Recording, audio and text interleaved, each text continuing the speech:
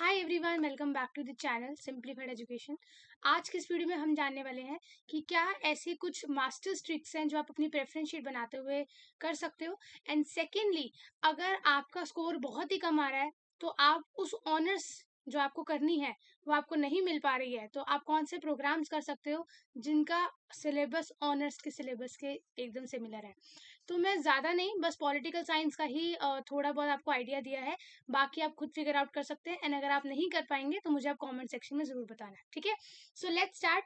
आज हम देखेंगे कैसे प्रेफरेंस शीट बनाते हैं एंड कैसे प्रेफरेंस शीट से आपको कॉलेज मिलता है। Eight the end of the day what matters is your preference sheet. अगर आपका बहुत लो स्कोर भी है ना, लेकिन आपकी प्रेफरेंस शीट बहुत अच्छी है तो आपको डिसेंट कॉलेज जरूर मिल जाएगा। प्रेफरेंस शीट की गलती की वजह से ही 600 वाला बच्चा भी ऑफ कैंपस में बैठ जाता है और प्रेफरेंस शीट अच्छे बनाने की वजह से ही 200 वाला बच्चा साउथ कैंपस में जाकर बैठ जाता है। So it's all depend on the preference sheet. अब गेम प्रेफरेंस शीट का ही है, ठीक है। एंड वन मोर थिंग, यहाँ पर अभी बात चल रही है अबाउट री सीयूईटी, तो अगर उसकी कुछ भी न्यूज आएगी I will try to tell you in the community tab, ठीक है। Okay, let's start. सबसे पहले हम स्टार्ट करते हैं कि आपने कॉलेज को लगाना कैसे है। तो बहुत सारे आपको बोलते हैं कि अगर आपके कम नंबर है तो आप ऑफ कैंपस को टॉप पे लगा लो। नहीं, प्रेफरेंस शीट हमेशा जैसे ऑर्डर में बनती है वैसे ही बनती है। लाइक स्टार्टिंग आप नॉर्थ कैंपस से ही करेंगे, फिर साउथ कैंपस से और फिर ऑफ कैंपस से। नॉर्थ कैंपस भी आप दो पार्ट्स में डिवाइड करेंगे, एक टॉप नॉर्थ कैंपस, एक थोड़ा सा लो नॉर्थ कैंपस।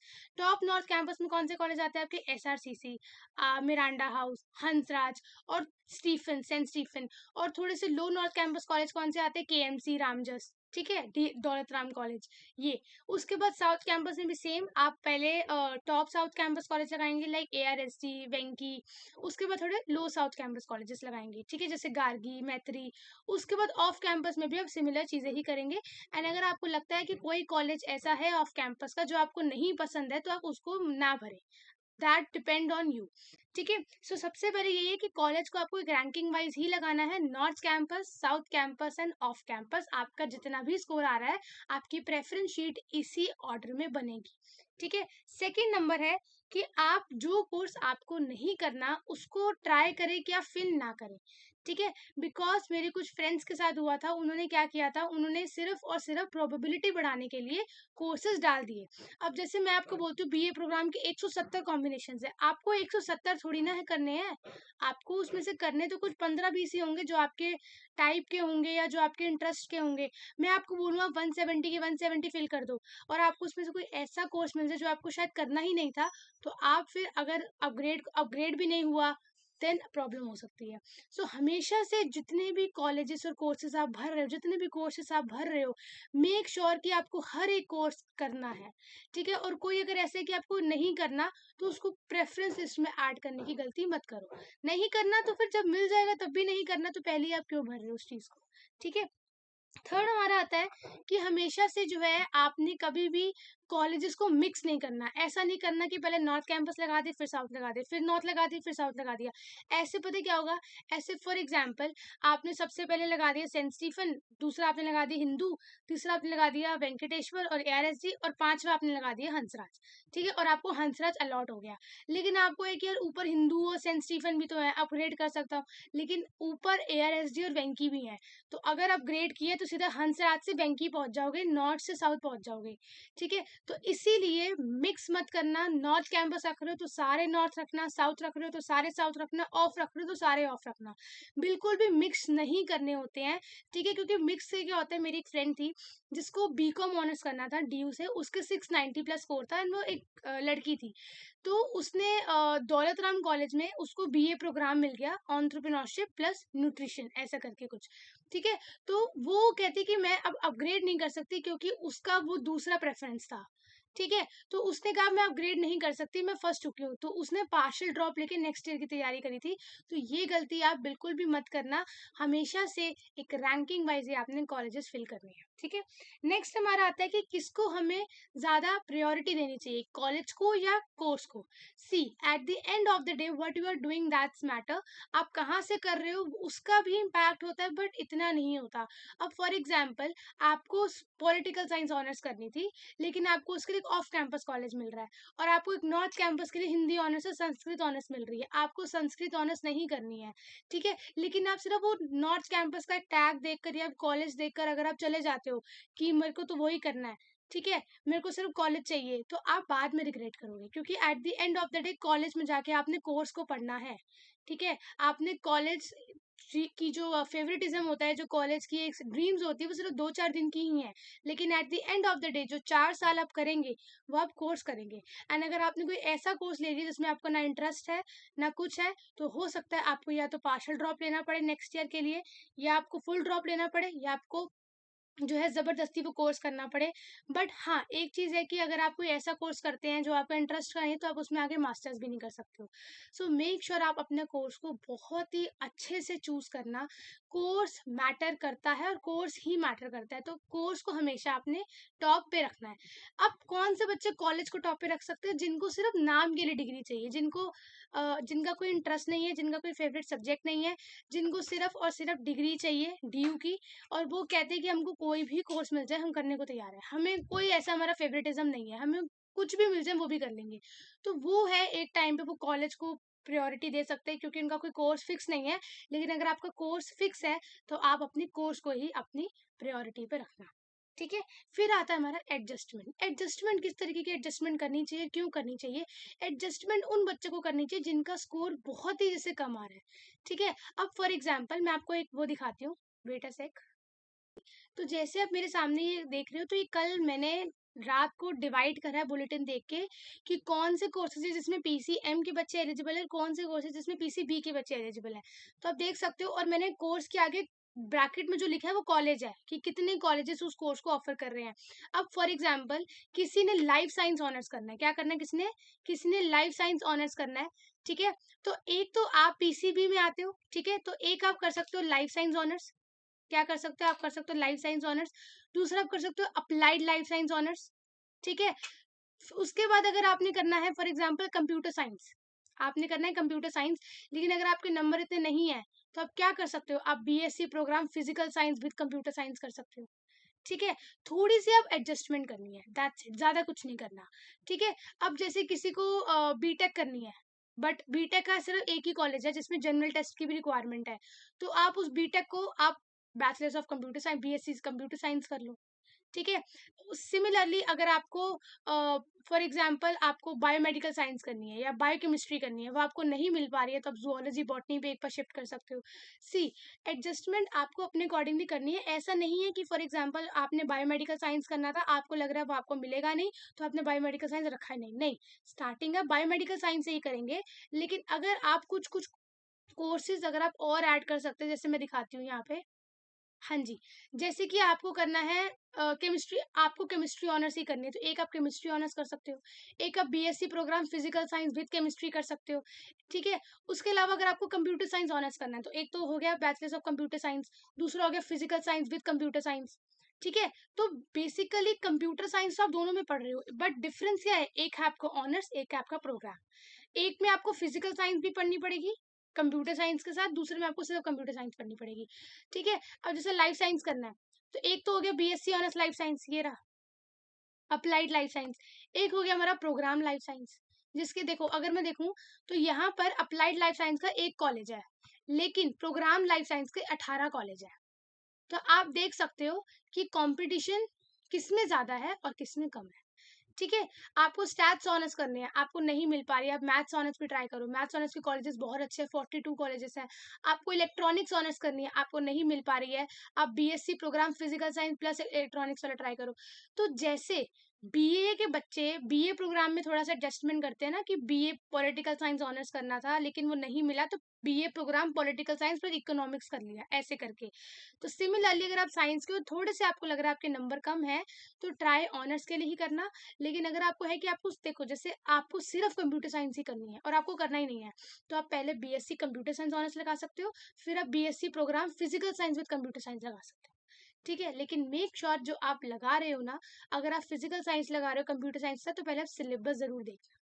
मैं बीए के बच्चों को भी ये बोलना चाहती हूँ, जब भी आप कोई बीए प्रोग्राम का कोर्स सिलेक्ट कर रहे हो तो मेक श्योर आप उसका दूसरा डिसिप्लिन भी देखें। पॉलिटिकल साइंस प्लस न्यूट्रिशन, ये आपको कोर्स दिख गया, आपने सोचा पॉलिटिकल साइंस है, मुझे ऑनर्स नहीं मिल रही, मैं ये ले लेता हूँ। बस सेकंड सब्जेक्ट भी देखना है आपने, क्योंकि वो भी आपका इक्वली इंपॉर्टेंट है, उसका भी आपका एग्जाम होगा। ठीक है, कोई ऐसा कोर्स मत ले लेना जो आप ना कर पाओ। ठीक है, तो इसका जो है ये आप एक बार डाउनलोड कर लेना डिस्क्रिप्शन से, ये कोर्सेज हैं तो देख सकते हो। पीसीएम के बच्चे कम से कम 19 कोर्सेज के लिए एलिजिबल है, अगर आपने पीसीएम दिया है और एक इंग्लिश दिया है। और पीसीबी के बच्चे जो है कम से कम 14 कोर्सेज के लिए एलिजिबल है। ठीक है, तो आप इस पेपर को अपने सामने रख के कौन कौन से कोर्स आपने करने हैं। अब देखो, पीसीबी में एक होम साइंस है, एक होम साइंस जो बच्चों की आई थिंक इतनी ज्यादा प्रेफरेंस नहीं होती है, क्योंकि उसकी इतनी ज्यादा स्कोप नहीं है आगे जाकर। लेकिन आप अपने, जैसे आपने सिर्फ जूलॉजी पे जूलॉजी सोचा था और आपने कुछ नहीं सोचा था, लेकिन आपके मार्क्स थोड़े कम है, तो आप बॉटनी भी एक बार ट्राई करो, सिलेबस चेक करो ना, बॉटनी भी देख लो, बायोमेडिकल साइंस भी देख लो, फूड टेक्नोलॉजी भी देख लो। ऐसे ऐसे करके अगर आप देखोगे तो आपका जो है इंटरेस्ट भी बढ़ेगा और आपका जो है थोड़ा सा देखने का नजरिया भी बढ़ेगा। सेकंड, अगर मैं बात करूँ, एक बार हम देख लेते हैं कि आर्ट्स के बच्चों के लिए मैंने एक पीडीएफ बनाई थी, देख सकते हो। जैसे कि फॉर एग्जांपल आपने पॉलिटिकल साइंस ऑनर्स करना है, लेकिन आपको वो मिल नहीं रही है। ठीक है, वो आपको मिल नहीं रही है, तो मैंने पिंक कलर से मार्क किया है, जैसे कि आप देख सकते हो। इसमें क्या है, इसमें है जैसे कि ये कॉम्बिनेशन आगे देखो, BA program history plus political science, BA program human development and family environment plus political science, BA program music plus political science. ठीक है, बीए प्रोग्राम में क्या है, आपको साथ में पॉलिटिकल साइंस मिल रही है, BA program history plus political science, BA program physical education plus political science, ऐसे करके BA program English plus political science. तो अगर आपको लग रहा है कि आपको ऑनर्स नहीं मिलेगी, देखो प्रेफरेंस आप उसी को देना, नो प्रॉब्लम, आप प्रेफरेंस में पॉलिटिकल साइंस ऑनर्स से ही स्टार्ट करना। लेकिन अगर आपको सिर्फ पॉलिटिकल साइंस ऑनर्स करनी है और आपको उम्मीद नहीं है, तो आप ये प्रोग्राम कोर्सेज भी भर सकते हो, लेकिन मेक श्योर जो प्रोग्राम कोर्सेज आप भर रहे हो ना, उसका जो दूसरा डिसिप्लिन है उससे आप थोड़े जान पहचान हो। अब पॉलिटिकल साइंस प्लस हिस्ट्री है, आप कह रहे हो हाँ ठीक है, हिस्ट्री भी पढ़ी है 12th तक, पॉलिटिकल साइंस भी पढ़ी है, हो जाएगा। लेकिन अगर दूसरा कोई कंप्यूटर एप्लीकेशन है या दूसरा कोई कॉमर्स का सब्जेक्ट है, कॉमर्स या एंटरप्रेन्योरशिप या ह्यूमन डेवलपमेंट एंड मैनेजमेंट, या आपने कभी सुना नहीं है सब्जेक्ट के बारे में, तो उस कोर्स को लेने से पहले थोड़ा सोचना, उसको फिल करने से पहले सोचना, क्योंकि eight the end of the day आपको दोनों डिसिप्लिन पढ़ने हैं, आपको सिर्फ पॉलिटिकल साइंस नहीं पढ़ना, आपको उसके प्लस वाला भी पढ़ना है। ठीक है, तो ये मैंने पिंक कलर से थोड़े बहुत मार्क करे हैं, बाकी आप खुद फिगर आउट कर लेना, और अगर नहीं होता तो आप कॉमेंट सेक्शन में बता देना, मैं पूरा पीडीएफ जो है अलग अलग कलर से मैं आपको मार्क करके दे दूंगी। नेक्स्ट हमारा होता है कि रेलिवेंट कोर्सेज बनो, जो मैंने बोल दिया आपको। ठीक है, क्वालिटी मैटर करती, क्वांटिटी मैटर नहीं करती है। अब किसी ने संस्कृत पर पॉलिटिकल साइंस भर दिया और उसको मिल गया, तो वो बहुत खुश है, पॉलिटिकल साइंस मिल गया, लेकिन आपको संस्कृत भी पढ़नी पड़ रही है, आप वो भी देखो, तो दूसरा कॉम्बिनेशन का भी आपने एक बार ध्यान रखना है। सिर्फ एक चीज वो नहीं होता ना कि वो क्या कहते हैं, दोनों चीजों को आपने कंसिडर करना है। अब हम बात करते हैं कि जब आपने प्रेफरेंस लिस्ट बना ली, तो एग्जैक्टली प्रेफरेंस लिस्ट बनाए कैसे। दो चीजें में हो सकती है, अगर आपकी जो टॉप प्रायोरिटी है वो आपका कोर्स है। ठीक है, अगर आपको कोर्स, आपको अपनी प्रायोरिटी पे रखना है, तो आपकी जो प्रेफरेंस शीट बनेगी वो कुछ ऐसी बनेगी, ऐसी, जिसमें अगर जूलॉजी ऑनर्स कर रहे हो तो आप रैंकिंग वाइज उसको लगाना स्टार्ट कर दो, बीएससी जूलॉजी ऑनर्स हिंदी खंडू college, zoology honours Miranda House, zoology honours Hansraj college, zoology honours KMC, zoology honours Ramjas, zoology honours Venkateswara, ऐसे करके आप रखोगे अगर आपको सिर्फ जूलॉजी करनी है। लेकिन अगर आपका ऐसा है कि मुझे सिर्फ मिरांडा हाउस चाहिए, मुझे फर्क नहीं पड़ता, मुझे मिरांडा हाउस चाहिए, मैं मिरांडा में बॉटनी भी करने को रेडी हूँ, जूलॉजी भी करने को रेडी हूँ, लाइफ साइंस भी करने को रेडी हूँ, सिर्फ मिरांडा चाहिए, अगर आपका वैसा है तो आप ऐसा बना लेना, BSc zoology Miranda house, BSc botany Miranda house, BSc life science Miranda house. देखो, जब कोर्स आपकी प्रायोरिटी है तो आप एक कोर्स रख रहे हो और बाकी सारे कॉलेजेस रख रहे हो, नॉर्थ से लेके ऑफ तक। लेकिन अगर आपकी जो कॉलेज प्रायोरिटी है तो आप कोर्सेज अलग कर रहे हो, zoology botany life science physical science, और कॉलेज मिरांडा मिरांडा रख रहे हो। ये डिपेंड करता है अगर आपको सिर्फ कॉलेज चाहिए या आपको कोर्स चाहिए। ठीक है, ये मैंने एक लिस्ट बनाई थी, इसको देख सकते हो। एक और चीज है कि कभी भी प्रेफरेंस शीट अगर आपको कोई बना के देना, तो कभी भी कॉपी पेस्ट मत करना, अपने दिमाग से सोचना कि अगर फॉर एग्जाम्पल किसी की प्रेफरेंस है गार्गी कॉलेज किसी की प्रेफरेंस है, ठीक है, तो वो उसको अपने अकॉर्डिंगली मॉडिफाई कर सकता है। ठीक है। तो हमेशा से प्रेफरेंस शीट अपने अकॉर्डिंगली मॉडिफाई करें। बहुत सारे फैक्टर्स देखें, फीस कितनी है, हॉस्टल फीस कितनी है, प्लेसमेंट क्या है, एल्यूमिनाई नेटवर्क क्या है, और अगर आपको कोएड या गर्ल्स कॉलेज में जाना है उस हिसाब से भी, अगर फॉर एग्जांपल कोई लड़की है जिसको गर्ल्स कॉलेज नहीं चाहिए, उसको सिर्फ कोएड चाहिए, तो आप गर्ल्स कॉलेज रिमूव कर दो। या किसी को सिर्फ गर्ल्स चाहिए, कोएड नहीं चाहिए, तो आप कोएड कॉलेज रिमूव कर दो। That totally depends on you, adjustment should be done at your place. ठीक है। अब जब आपने एक बार प्रेफरेंस लिस्ट बना दी, कितने कोर्सेज क्या बना सकते हो आप, जितने के लिए एलिजिबल होते हो। देखो अब मैं बताती हूँ कि होता क्या है। जैसे ही आपका रिजल्ट आ जाएगा वैसे ही आपका CSES फेज 2 खुल जाएगा। फेज 2 खुलते ही आपकी सब्जेक्ट मैपिंग स्टार्ट हो जाएगी कि आपने 12th में जो सब्जेक्ट्स लिए थे क्या वो आपके सब्जेक्ट CVT से मैच कर रहे हैं या नहीं कर रहे। अगर आपने 12 PCB से दिए और आपने CVT में कॉमर्स के पेपर दे दिए तो वो सब्जेक्ट मैपिंग वहीं रिजेक्ट हो जाएगी और फॉर्म भी रिजेक्ट हो जाएगा। सब्जेक्ट मैपिंग के बाद आपको पता लग जाएगा रिजल्ट के बाद कि आप कौन कौन से कोर्सेज के लिए आप एलिजिबल हो। जिन कोर्सेज के लिए भी आप एलिजिबल होते हो उनकी एक लिस्ट आ जाती है जिनको आपको अपनी प्रेफरेंस वाइज लगाना पड़ता है। और ये बिल्कुल भी मैंडेटरी नहीं है कि जितने में आप एलिजिबल हो आपको सारे के सारे भरने हैं, वो आप पे डिपेंड करता है। आपके मार्क्स इतने, फॉर एग्जाम्पल आपके मार्क्स इतने अच्छे हैं कि आपको एक ही कॉलेज आपने भरा वही आपको मिल गया, दैट डिपेंड्स। ठीक है। तो ये है, उसके बाद जब आपने भर दिया, जब आपने प्रेफरेंस लिस्ट भर दी तो ये फैक्टर्स कंसिडर करेंगे। ठीक है। कि सब कुछ देखेंगे, एडजस्टमेंट अगर करनी पड़ रही है थोड़ी बहुत, ज्यादा नहीं बोल रही, थोड़ी बहुत अगर एडजस्टमेंट करनी पड़ रही है, बीकॉम से BA प्रोग्राम में शिफ्ट होना पड़ रहा है। ठीक है। और हाँ, अगर आपको सिर्फ ऐसा है कि सिर्फ कॉलेज मिल जाए, कोर्स मिल जाए, कोई भी चलेगा, नंबर बहुत ही ज्यादा कम है, तो आप जितने में एलिजिबल आप सारे भर सकते हैं, वो आप पे डिपेंड करता है। लेकिन हाँ, मेक श्योर करना कि जो आप भर रहे हैं वो आप कर सकते हैं या वो आपको करना है। ऐसा नहीं कि जो नहीं कर सकते वो भी भर दिए। ओके। तो जब आप रेफरेंस लिस्ट भर देंगे तो उसी के कुछ 3 दिन बाद आपकी स्टिमुलेटेड रैंक आ जाएगी। स्टिमुलेटेड रैंक क्या होती है? स्टिमुलेटेड रैंक होती है कि आपने जो कोर्सेज भरे हैं आपकी उसमें एक नॉर्मल रैंक क्या है और एक कैटेगरी रैंक क्या है। अब फॉर एग्जांपल किसी ने जूलॉजी बॉटनी दोनों भरा है, जूलॉजी में उसकी रैंक आ रही है 50 एंड बॉटनी में उसकी रैंक आ रही है 5 एग्जाम्पल। तो उसको लग रहा है यार मुझे तो बॉटनी मिलने के ज्यादा चांसेस हैं, तो उसके बाद स्टिमुलेटेड रैंक के बाद प्रेफरेंस लिस्ट को एडिट करने का समय आता है।